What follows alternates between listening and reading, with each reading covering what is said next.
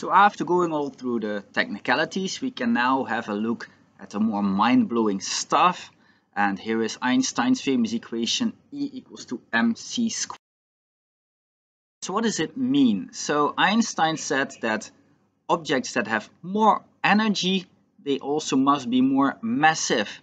So when a bullet is moving, and therefore it has more kinetic energy, if we were to put it on a balance, it would have a larger mass than if it were just at rest. So we can turn Einstein's equation around and see how much that change in mass is by looking at the change in energy and divided it by the light speed squared.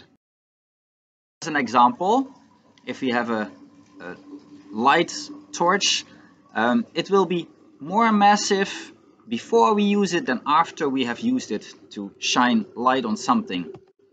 So the mass of a light torch before use is larger than that after use. So where would that mass go? Well, into the photons. And you may think photons are massless particles. Yes, they are. But they have energy, and therefore, according to Einstein, they have an equivalent mass.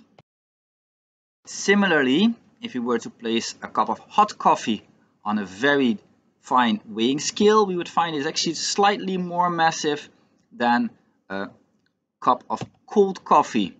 So a cup of hot coffee is more massive than a cup of cold coffee, simply because hot coffee, the particles have more kinetic energy, and according to Einstein, therefore, they also have more mass.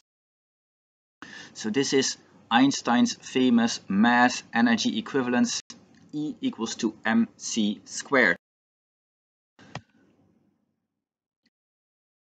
Mass equivalently the same. So a little aside, which is not in the lecture notes, but can be useful to know, and that's the idea of rest energy and rest mass. So we can talk about the rest energy E equals to m naught c squared.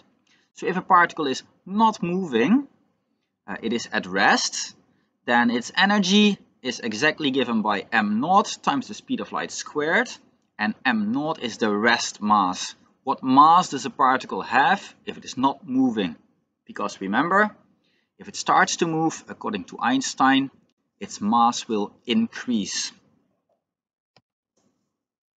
So m naught in this case, E equals to m naught c squared, is called the rest mass.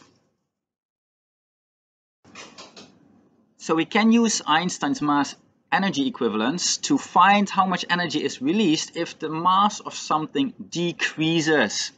And the amount of energy released is then simply given by E equals to the difference in mass times the speed of light squared. So as an example, in stars we may have a reaction between hydrogen 2 or deuterium with nitrogen to form carbon 12. And if we look at the mass number and the proton number, we find that we have to have another particle, in this case helium 4. But then if we compare the masses of hydrogen and nitrogen on one side and carbon and helium on the other side, we find that the mass has decreased ever so slightly with 0.014574 atomic mass units. Which then means, according to Einstein's mass energy equivalence, that some energy has to be released, also to the amount of 0.014574 U times the speed of light squared.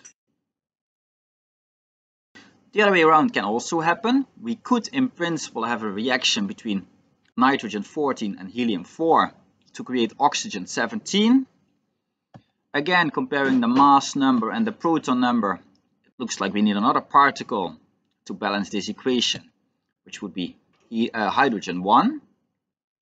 And looking at the masses before and after this reaction, we find that the products actually have a slightly higher mass than the reactants. So there's an increase in mass of 0.001282 atomic mass units. Now, mass cannot come out of nowhere, so we can make this reaction happen by supplying that amount of energy to the amount of 0.001282 U times the speed of light squared.